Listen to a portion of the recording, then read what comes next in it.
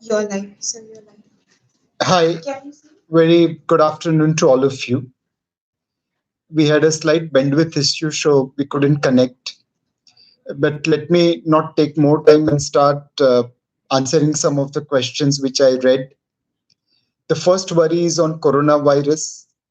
Now, we are not medical experts, so we don't know when and how coronavirus will come to an end. However, if we go by the past experiences, in 2003, we had seen uh, SARS virus coming into play. In Jan to March of 2003, Indian markets were down 10.07%. But after that, within 1 year, markets went up 83.38%. In Jan to August 2004, we had avian influenza virus. Market corrected 12%, went up 50% in next 12 months. December 13 to Feb 14, we saw Ebola. Market actually went up 1.5% as it was more Africa focused virus. Thereafter, in next 12 months, market went up 39%. We did witness Zika between November 15 to Feb 16. Market went down 13%, went up 24% next. This COVID-19 between Jan to Feb 20 has pulled our markets down by about 13%. We don't know when this scare will come to an end. But if we go by the experience of SARS, avian influenza, Ebola, Zika, at some point of time, medical field finds out what is the solution, and then economy starts recovering, and market starts discounting that. Why should economy recover? Especially because of this virus scare, the central banks will cut interest rates and they'll pump liquidity. The government will loosen their fiscal policy, they'll pump money. Essentially, central banks and the central governments will to they'll work to pull the markets up. Now we have seen US Fed cutting interest rates significantly by 0.5%, and their base was 1.58 effective. Today, Bank of England cut interest rates by 0.5%, and their base was 0.75. So we are looking interest rate cuts in the range of 25%, 50%, 66%. This will definitely support the market as and when that virus scare will go away. But we do know that in the past, medical sciences successfully controlled and managed SARS, Ebola, Zika, avian influenza. So hopefully on COVID-19, they'll find out a way. There are already talks about companies testing vaccine in patients. It's not yet human trial, but they are testing in patients. And I will just hope and pray that they succeed sooner rather than later. So past experience do suggest that yes, it is extremely painful when markets are going down, like it's going down in last week. But those are the opportunities. You don't get an opportunity to buy stocks cheap unless until there is a scare, unless until there is fear. And it always plays to be contra into the market. When everyone is buying, it's probably time to sell.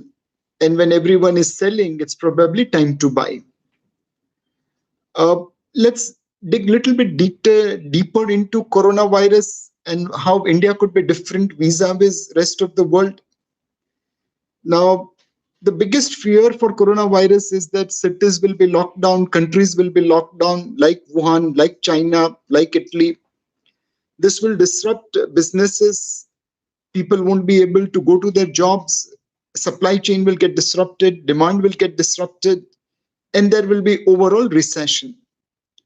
Now, this is definitely true as China supplies $3 trillion worth of goods to various countries at a competitive rate.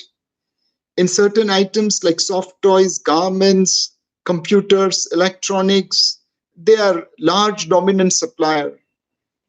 We have seen Apple revising their forecast and saying that we won't be able to meet our annual sales guidance because China is not supplying us components to make Apple phone. Now, this global supply chain disruption will hit US, Europe, Japan, Korea far more than it will hit India. There are certain advantages of COVID-19. One, because of COVID-19, because there is fear of recession, oil prices have corrected. And lower oil prices are biggest beneficiary to India. In very lighter vein, I can say that India's Rahu Kalam starts when oil prices go up and Rahu Kalam ends when oil prices come down. Right now, oil prices are down from $68 a barrel to roughly about $35 a barrel. Every single dollar drop in oil prices benefits India by $1.4 billion. This month, if oil prices persist at this level, we will be benefited by about $4 billion. On a yearly run rate, that's $50 billion or roughly about 350,000 crore. So lower oil prices will benefit Indian economy, Indian consumer, Indian government.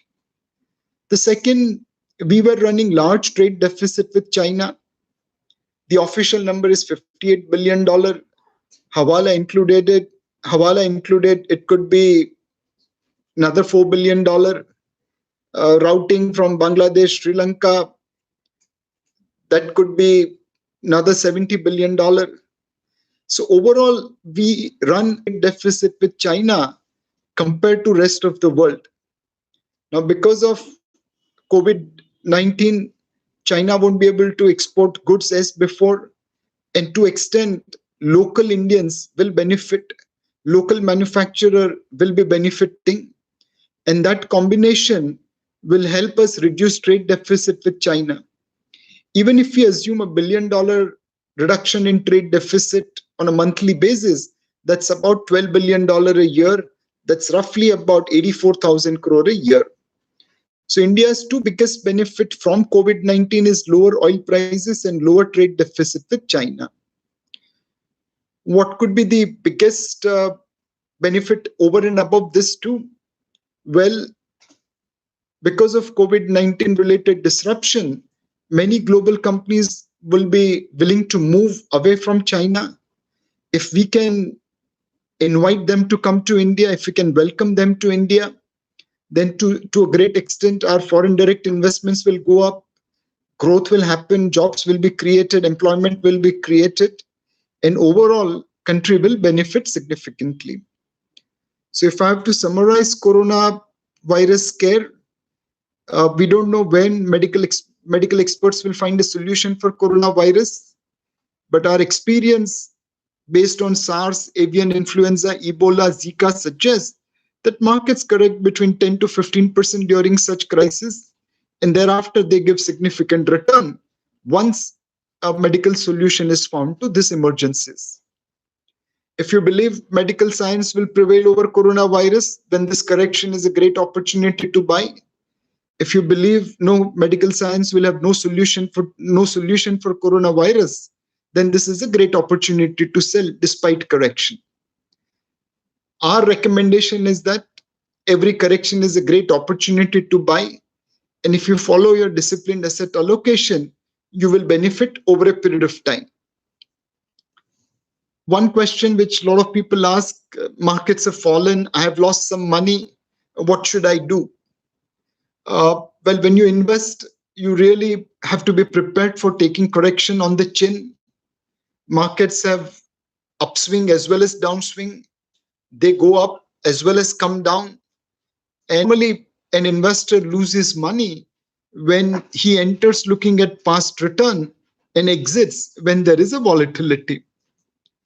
If you were a buyer in the month of January 2020, you should be a bigger buyer today because things have actually improved from a valuation point of view, despite coronavirus scare. So it is painful to see your portfolio going down. It's equally painful to lose your hard-earned money.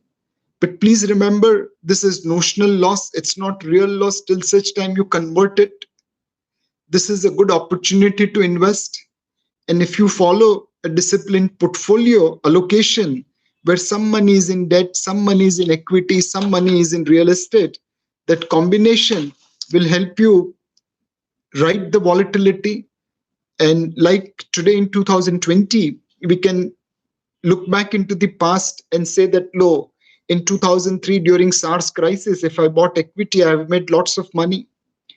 During avian influenza in 2004, when I bought equity, I made a lot of money.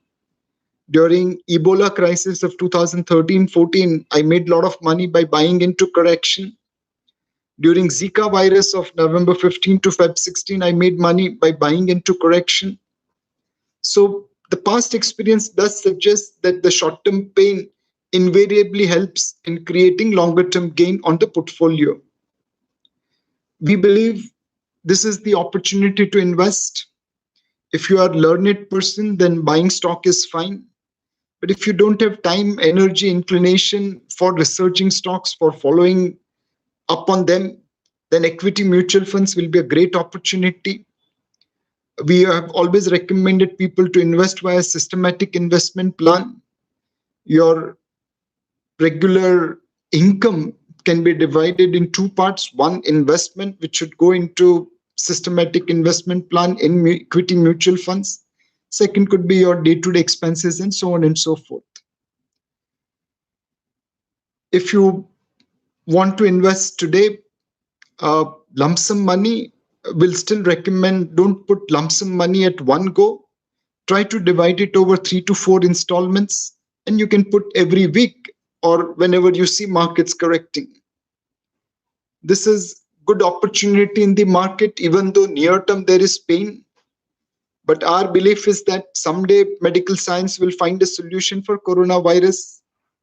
Thereafter, lower oil prices, lower interest rates, higher liquidity will start pushing economy and markets up. And in no time, the losses suffered during coronavirus scare could be erased. Right now, the downfall is sharp. Going forward, the recovery also could be sharper. One common refrain which we get from people, why not we invest once we find that medical solutions have emerged for coronavirus? Well, today there is uncertainty, hence there are sellers in the market at a price. Tomorrow, if there is certainty, the same sellers will not be selling at today's price. The return which you are likely to make is coming because you are taking a risk on medical science finding a solution, whereas others are believing that medical science will fail. So if you wait for certainty, prices will move up. If you invest now, you may have to suffer short-term pain because who knows where the bottom of the market is. So this is the current scenario. Obviously, it is painful, but in every crisis, there is an opportunity. Some questions have come about where should I invest, debt, equity? Well, you invest in everything in a pro rata manner. Some amount must go into debt because that gives you safety. Some amount must go into equity because that gives you capital appreciation. Some amount must go into real estate because it's combination of safety as well as return over a period of time. Some amount must go into commodity because there are social obligations to buy gold. There are certain other requirements from a portfolio point of view which only commodities can provide. So if you have a portfolio across debt, equity, real estate, and commodity, that should be able to give good return over a period of time on a consistent basis. In the current environment, we also recommend people to invest into gold. If you're a long-term investor of gold, then obviously gold bonds makes more sense. But if you're looking from a trading point of view, from a medium-term point of view, then gold ETFs are better. In July to October 2008, gold prices had corrected as world went into a crisis led by US subprime. But by the time central banks brought interest rates down and pumped liquidity, gold prices had started recovering. And we had seen one of the biggest bull run in gold prices unleashing after 2008 to almost 2014. We believe similar trend could emerge in gold at current point of time. There's too much uncertainty, and along with other asset prices, gold prices have corrected, albeit marginally. But once interest rates are cut, like it has happened in US, like it has happened in UK, and globally liquidity is pumped in, some money will flow to gold and push its prices up. In the short to medium term, gold ETFs are a better way to execute those trades. And gold ETF in India also benefits because of the rupee depreciation, as gold prices are denominated in dollar. Overall, if I have to summarize, uh, we have to hope and pray that there is solution for coronavirus. While it does hit global growth and Indian growth through supply chain disruption, it also brings benefits of lower oil prices, lower interest rates, and high liquidity globally, and more importantly, higher foreign direct investment. As supply chain starts moving away from China, some of that will come into India. Obviously, while it is painful to see prices correct so much in the month of Feb and March, the history does suggest that by buying into this correction, you make money over a period of time. The markets are right now in panic mode, but hopefully things will start stabilizing as medical solutions emerge on coronavirus, as government starts taking corrective action to support growth, as Reserve Bank of India starts taking corrective action to support growth. Efforts from them will help growth recover.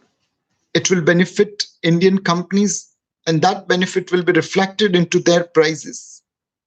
So the past experience does suggest that buying into a crisis is always a rewarding opportunity.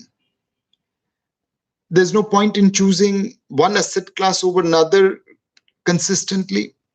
You must invest across asset classes so that you have a fair portfolio balance.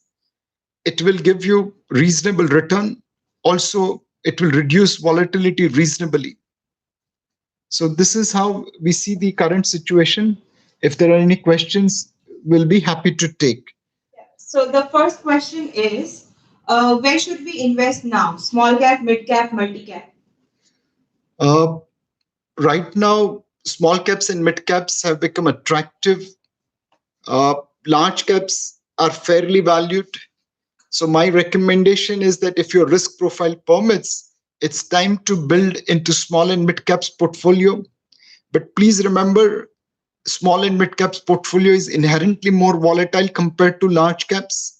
So there could be significant downside correction. And hence, you should not put lump sum money in small and mid cap, but you should put money on a systematic transfer plan, let's say 9 or 10 installment over next 3 months, whenever markets have corrected. If you are a conservative investor, you don't want too much of volatility, then you better stick to large cap and multi cap funds. Those funds will have lesser volatility compared to small and mid cap, and hence your risk will be reasonably reduced compared to small and mid cap. So if you are aggressive, small and mid caps through systematic transfer plan. If you are conservative, a large and mid cap fund, multi cap fund through a systematic transfer plan. So the another question is your view on Yes Bank crisis and its effect on market. Uh, if I look at Yes Bank, I mean, clearly it was fourth largest private sector bank in India. It had more than 3 million customers. And when a bank goes into moratorium, it does disrupt financial markets. However, steps taken by RBI and government are progressive. Earlier, people were afraid of what will happen in Yes Bank. Now they're reasonably sure that with the backing of SBI, Yes Bank will be able to chart a new and better course. In the short term, obviously, because of Thursday's restriction on withdrawal of depositors' money, there is little bit of panic, but there's no need for any depositor to panic. Repeatedly, government, RBI, SBI, all have assured the depositors' monies are safe in Yes Bank. A bank, by definition, keeps 4% plus money in cash reserve ratio, about 18.75% in statutory liquidity ratio. They also invest in fixed assets. They also invest in high quality lending, AAA rated investments. So those monies, those assets are reasonably solid, and that should give confidence to retail depositors that their monies are safe. What they are seeing is a liquidity constraint, not credit constraint. Yes Bank will come out of moratorium soon. Today's newspaper carry article by the administrator, Mr. Prashant Kumar, that they are looking to lift moratorium over the weekend. And I think life will go as usual in Yes Bank with the support of State Bank of India and other investors. Sir, another question is uh, that should we invest in lump sum or through SIP? We always recommended systematic investment plan. We have never recommended lump sum except for informed investors, investors who are really long term in nature, investors who can take 30-40% correction without betting an eyelid. Most of us are not that kind of investor. Hence, systematic investment plan will be far more appropriate. It's a very, very commonsensical way of investing, buying every month a little period of money, little units, and over a period of time that turns out to be a great investment.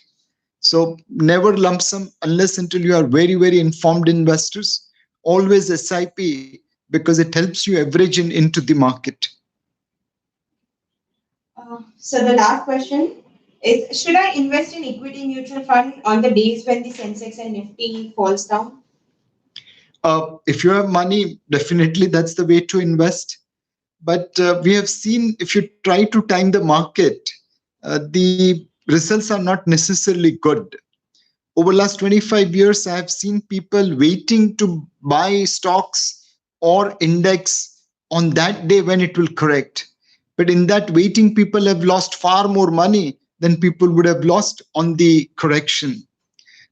Please remember that equity investment is like a boxing ring. Once you enter, you have to take a couple of punches on the chin. But if you don't fall down and leave the ring and you continue to be in the ring fighting it out, then eventually you will emerge as a winner. Equity is also like that. You will get corrections over a period of time.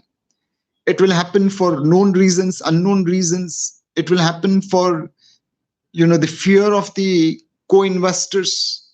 But if you remain in the equity market and stuck it out and invest into blue chip names, good companies, good promoters, then over a period of time you make money on it.